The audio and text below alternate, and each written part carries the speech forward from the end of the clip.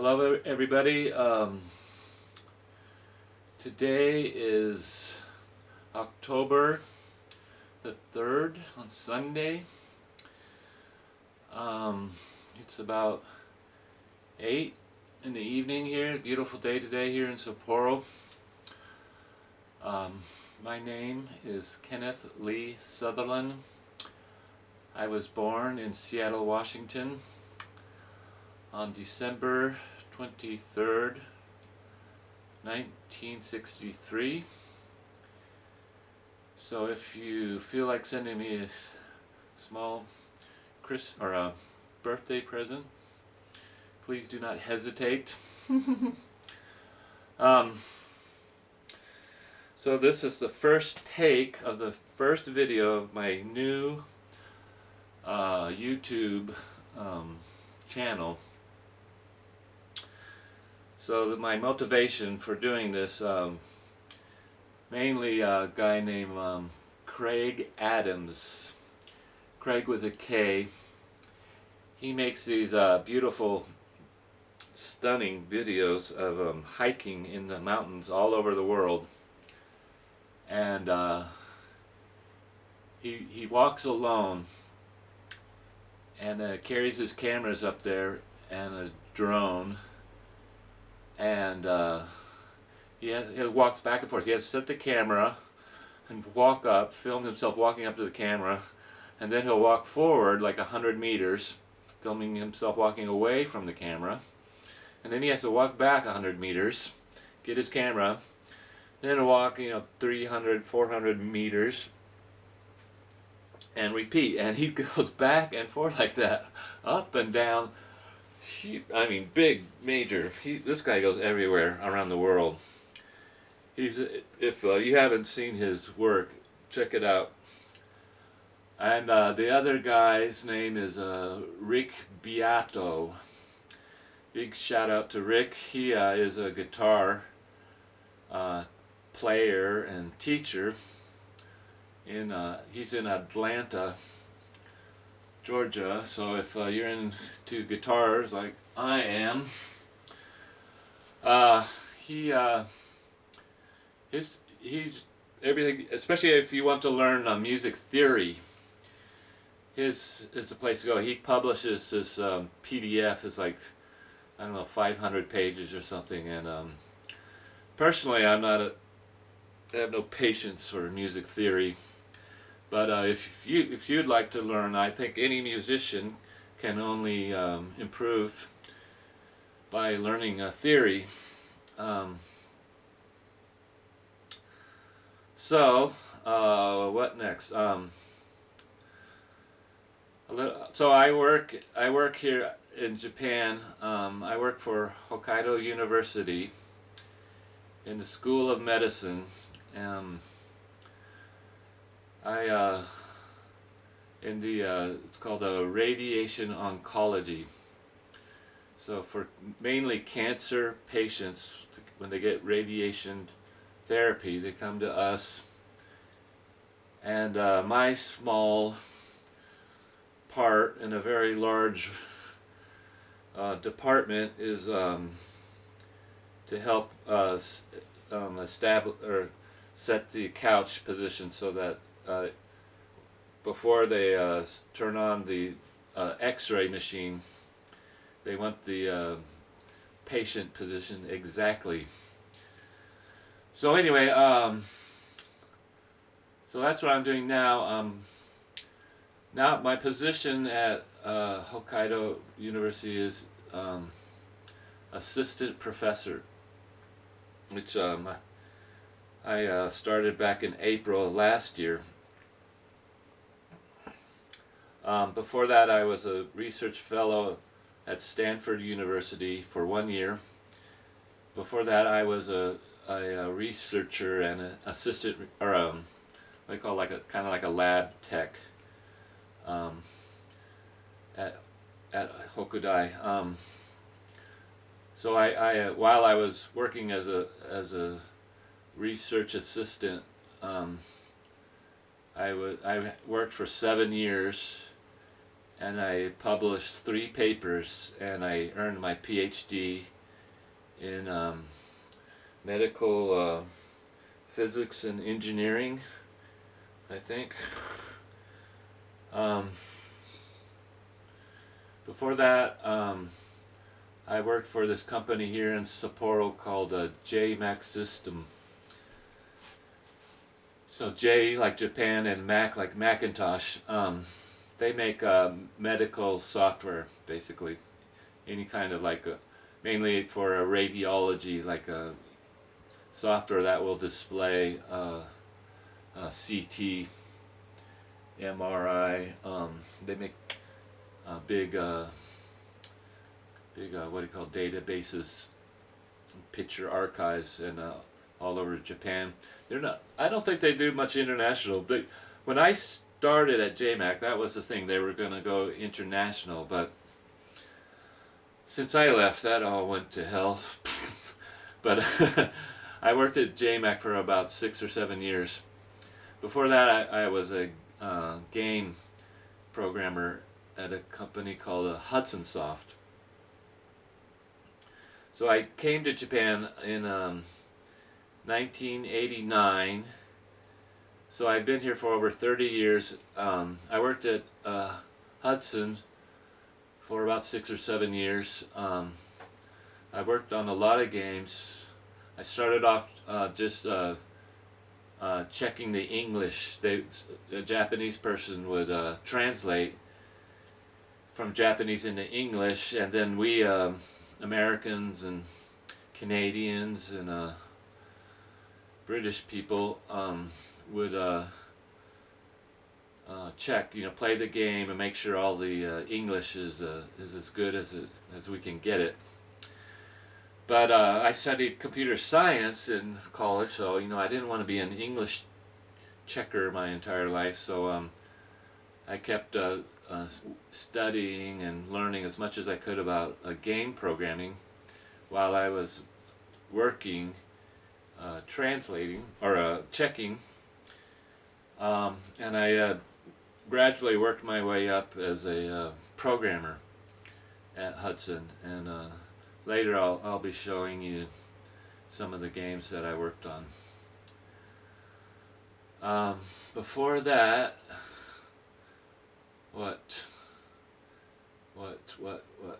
I studied. Before that, when I first came to Japan, I was an English teacher. So I was in Hawaii with my brother on his yacht,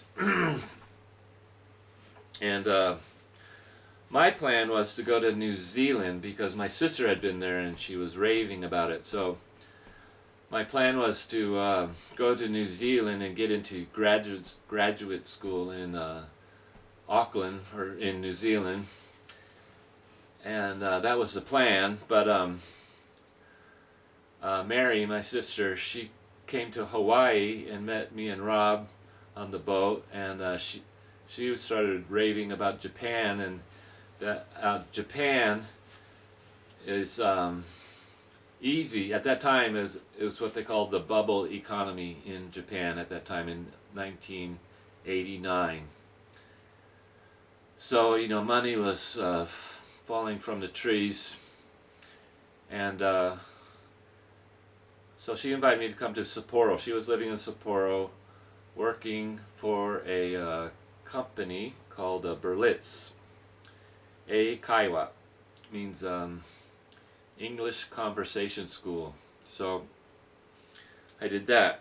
I thought then the plan was, work a year or two in Japan, earn up some money, and then go to New Zealand.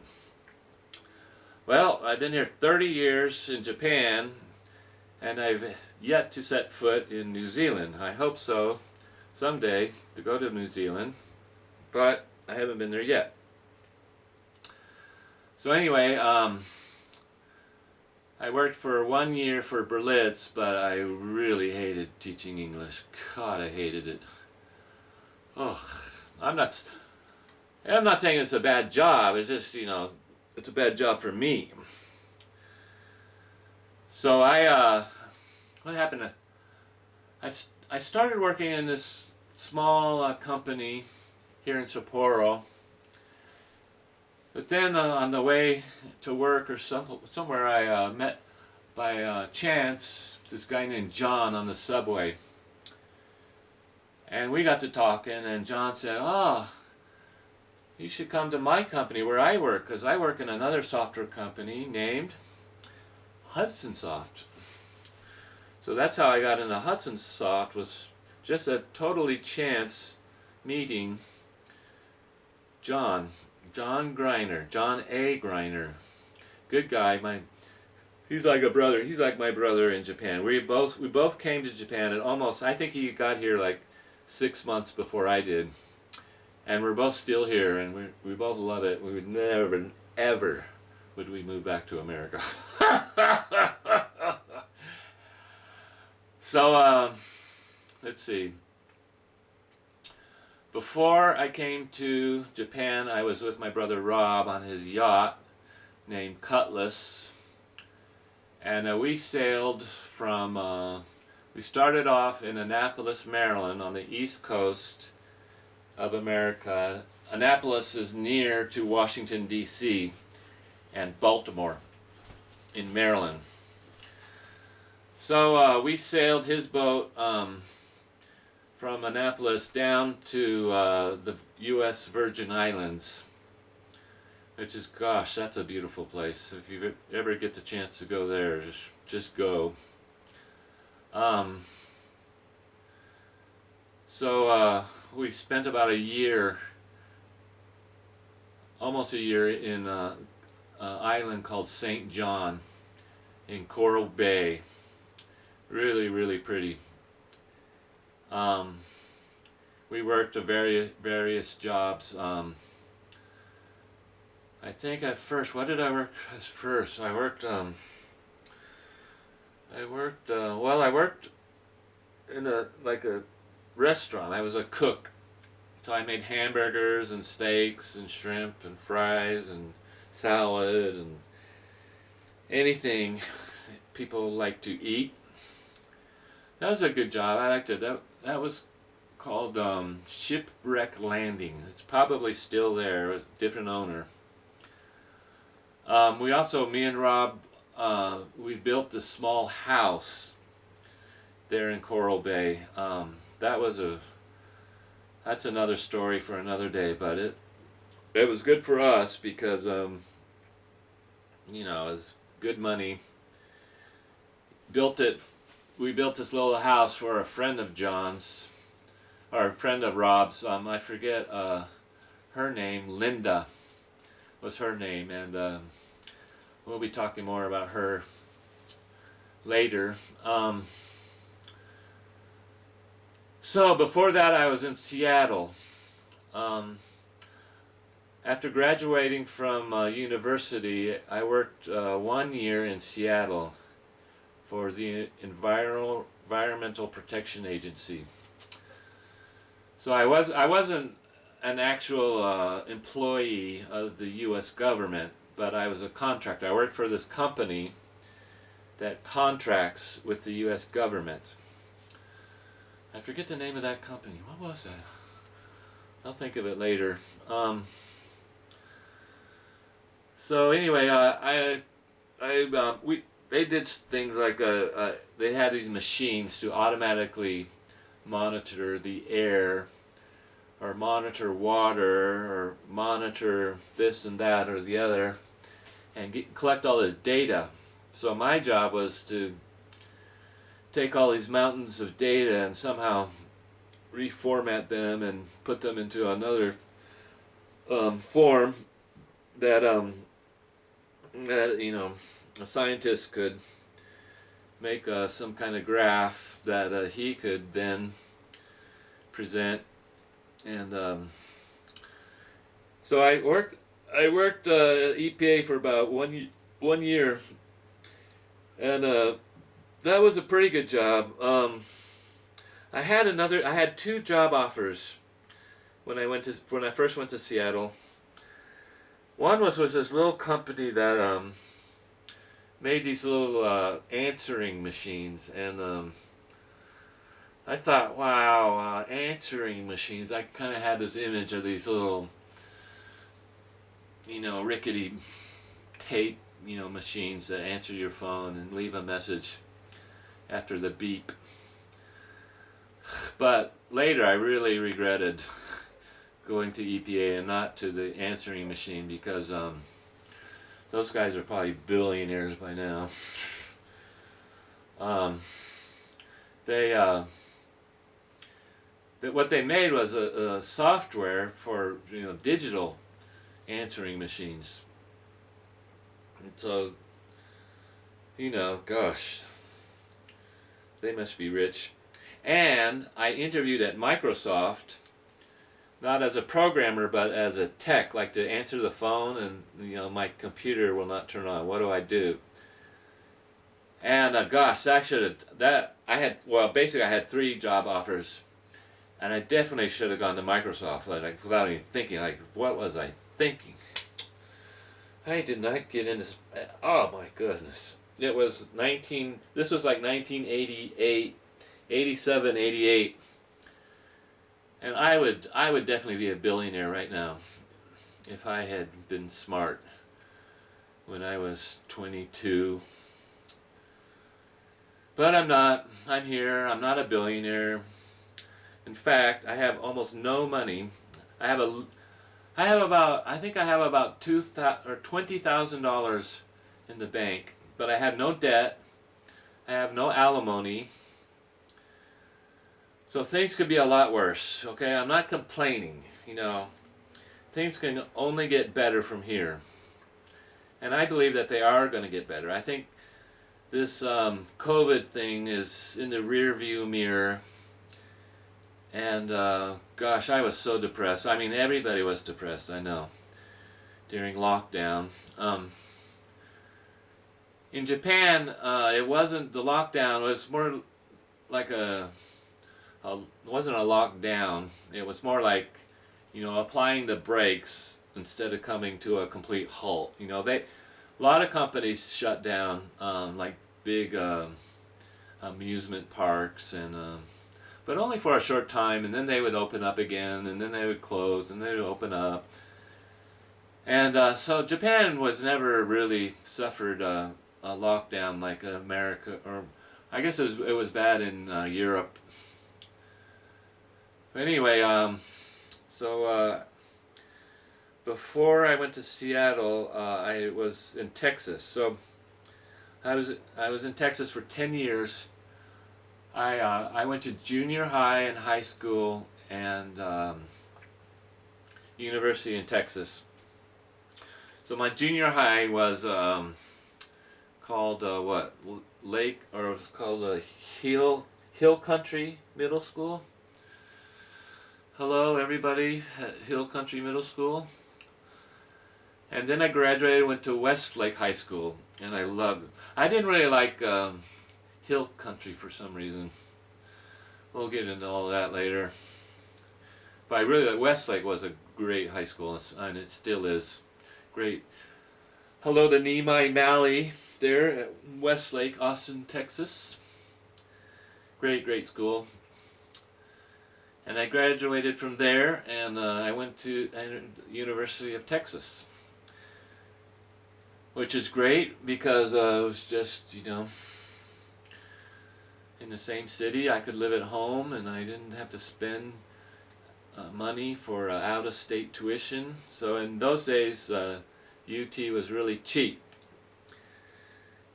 And it was huge, and it was lots of students. It was like living in China in those days. Probably still is. So anyway, so UT. So before that, I was born in Seattle. I attended a Lake Forest Park Elementary School in Lake Forest Park, which is the very north, kind of at the north tip of Lake Washington, there in Seattle. So Lake Forest Park was a great school, still is. I've looked on YouTube or Google Maps, and it looks exactly the same. I've looked at the what do they call it, the satellite images, and it has hardly changed. It changed a lot, you know, just before I entered it, when my older brothers and sisters were there, and from when I left, it had changed a lot. They had built, you know, all kinds of stuff. But when I look at it now, it's hardly changed at all. You know, in all these years, like 40 years, 50 years, 50 years since I entered kindergarten, and it looks hardly anything has changed that I can see from the satellite. So I was born there in Seattle. We had a big house. It was great. Great place to be born. Great place to grow up. There were a lot of trees. There's very little traffic. It was like, you know, kid paradise. On a personal note, my father abandoned us, abandoned the family right after I was born. I'm the youngest of 6 children. So my oldest brother is Rob, then Mary, then Tina, then Paul, then Doug, then me. So anyway, my mom, gosh, shout out to her up there in heaven. Today is Sunday, so I'm sure she's in church. I know I didn't go to church today. I didn't go to Christian traditional church. I went to outdoor riding a bicycle, enjoying a beautiful, warm Sunday here in Sapporo. So anyway, what else? What can I say? So that's about all for me. So I'll close for now, and when I figure out what to talk about in the next episode, we'll go from there. So see you guys next time. Goodbye. See you soon. I hope you're well.